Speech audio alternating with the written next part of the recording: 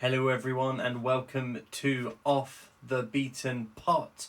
My name is Tom and today we're going to be taking a look at this.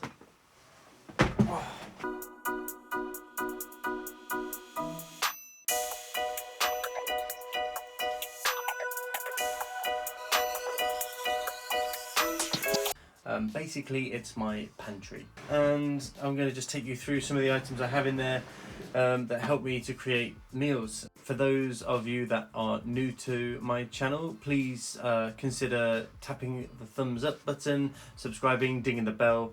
It really does make a difference to the YouTube algorithm and may help people who are looking for videos like this to find videos like this. For those of you who don't want to hear me waffle, and it won't be a very long waffle, I will leave a timestamp below so you can just click on the timestamp and it will take you straight to what I take in terms of food to prepare my meals. Straight there. For those of you who are interested, although I've not been posting on the channel, I have been busy doing things around the channel. I've also spent a year and a half not doing much like the rest of the world, other than being a dad and generally getting used to that, which has been quite remarkable. I've got a few trips planned. My dad, I've not really spent proper time with him in over 2 years now, so we have just got our diaries, found any spare time that we can create, and we're going to go away for a 2-night wild camp to Dartmoor. Very excited, already planned most of the meals based around what's in this box. Another exciting thing is a good friend of mine, Coleman Sign & Designs. Go check him out on Instagram. Incredible sign writer and designer, is designing my new logo. But yeah, thanks very much for your patience. And for those of you who just want me to do cooking videos, there are loads planned, and a lot of what's in this box is so I can create those meals. But let's just stop waffling and we'll have a look at what's inside this box. We should have shotguns for this kind of deal. So to start with, we have a lot of dry vegetables. I get mine from buywholefoodsonline.co.uk. I don't have the space for a good dehydrator, and other companies doing it so much better, I may as well just outsource to them. This is dried courgette. You can buy packs of all sorts of veg in one, which is generally good. You have to think less about it, but I just thought I would try a few different things here. So I've got courgette there, onion, sun-dried tomatoes. Now I have coconut milk powder. Some of you would have seen my dal recipe. Really tasty spinach and coconut dal, and a big part of that, you'll be surprised to hear, is coconut milk powder. That I also use the coconut milk powder in my rather fantastic trekking porridge. I told you in a video before that I wanted to stop using Ziploc bags, even though I did reuse them. They were plastic bags that really I didn't need to use. These paper bags here, these are from If You Care. The reason I like using these is because they're actually made to store food. These are sandwich bags. They're the perfect size for my meals, and rather than just using craft bags, these have got like the right seams in the right places. They're actually quite robust. And if one of these blows away on the trail, they are compostable, and not industrially compostable, actually compostable. So although you don't want to leave any litter while you're out in nature, if for some reason this blows off, rather than it being a Ziploc bag, which is never going away, this would be gone soon enough. Dried peas to go with the rest of the vegetables.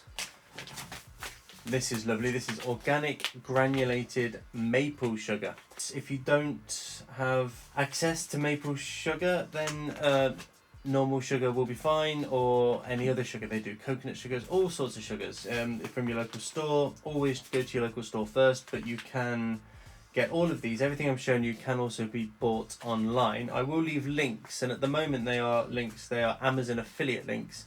So if you do click on them and purchase something, it costs you nothing, but I get a tiny bit of commission, which helps me buy stuff like this, so I can show you tasty recipes, etc.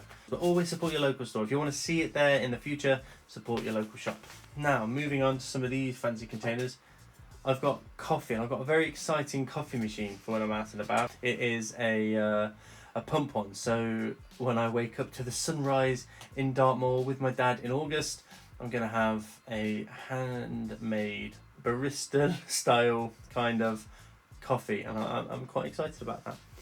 Small tins of tomatoes. Obviously some of these stuff will be in your kitchen cupboards. You don't have to have a box. The reason I like having a box, certainly a plastic one, and everything in here is either in plastic or metal generally, is so I can throw it in the back of a car if I'm going to go camping, which is on the cards soon, to go for a family camp in a big tent.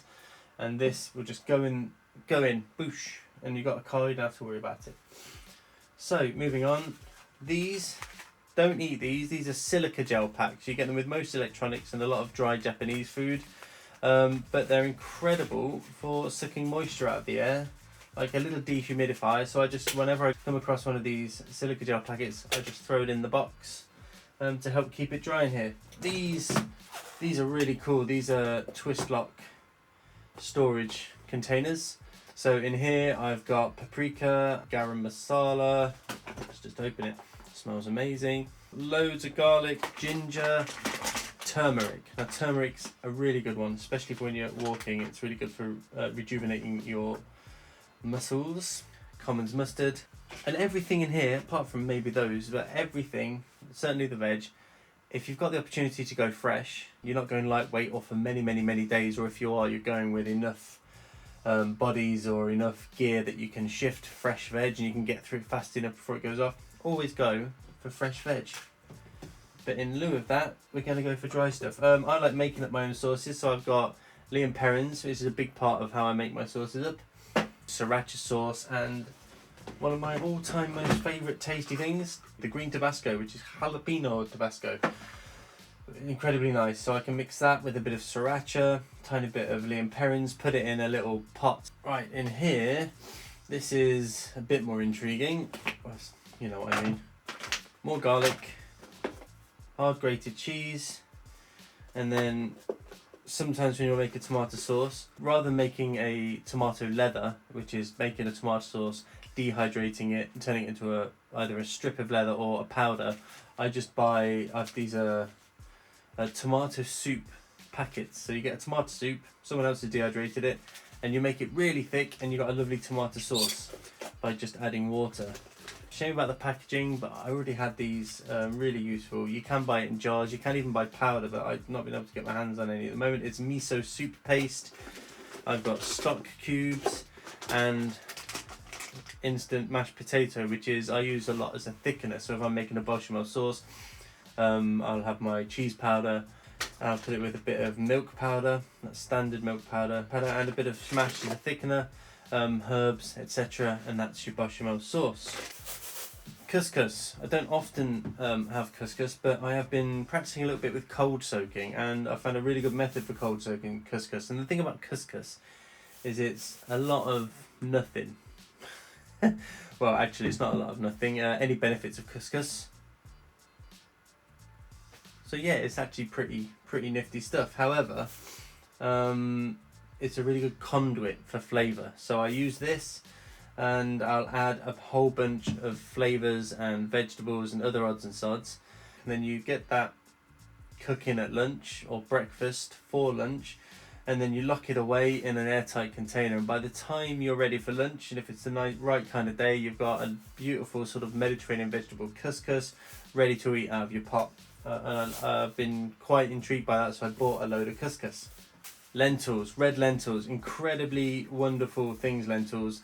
I do use pastas and rices, however I'm not so inclined to use pastas and rices because they can have a longer cooking time. These have got a relatively short cooking time, and they're packed full of goodness, especially proteins. So red lentils, real sort of mainstay of a lot of what I do. In this part I've got rice noodles and egg noodles. So for example, with all these meals, you can take a bag, throw the block of noodles in, then pour in sun-dried tomatoes, onion, courgettes or mixed vegetables. Then I'll put in my herbs and some spices. I've already got my sauce made up, ready to add at the end. And then salt, pepper. You get the idea. You make up your instant super noodles, roll it over, label goes on, and then when you're ready to eat it, you literally just empty out into your pot, put it in boiling water, let the water get to a rolling boil, put the lid on, leave it for 4, maybe 5 minutes, stir it, leave it for another minute, and then eat it. So here I've got tinned fish and tinned meat, cured chicken breast. Never had this from a can before. I've bought a few different things to try because I'm going to try some recipes with it that I'm quite excited about. If you don't eat meat, you can substitute this out for tofu, for example. Tinned salmon, corned beef, so I can make a corned beef hash with that, or bolognese. Spam, not had this in years, but you can make a nice spam fritter. That fries up really nicely. I've got mackerel fillets, sardines, anchovies, love it. I've also got salt, pepper, a bunch of herbs. I've got some dried fruit here. This is just a mix of raisins, sultanas and currants. And I realised when I was buying them, I don't know the difference between a raisin and a currant. Let me know what you think the difference between a raisin and a currant is in the comments below. Salt, pepper, herbs. I love cooking. If you've not guessed, I love cooking outdoors. And I hate single-use plastic. I don't just want to boil a Ziploc bag. There's a time and a place for them, sure, and I can be in control of the flavours, and I can be inventive and creative, as I encourage you all to do at home as well. I get a lot of comments saying, well, I can't cook for shit, so I'm going to stick to my rip open bags. Basically, I'm a cheat sheet for you. Your dehydrated food we can make together, and you can make it without a single-use plastic bag, and it will be cheaper ultimately if you go out a lot. In here I also have olive oil. I've got a big container of olive oil, so that's most of the basics of food I have in here. So if you've made it this far, thank you so much for everything. Thank you so much for your patience. I've not uploaded, and I'm going to be cooking more very soon, and I'm excited about it. I'm excited about this channel and where it's going. It's got an optimism about the future of this channel, and just to be creating again feels great. Really important. Let me know in the comments below what I'm missing, and let me know in terms of dry stores, let me know what you would put in yours if you have one of these, or you have your go-to dry ingredients for cooking in the outdoors. And I will see you in another episode of Off the Beaten Pot. Cheers and gone. Enchanté.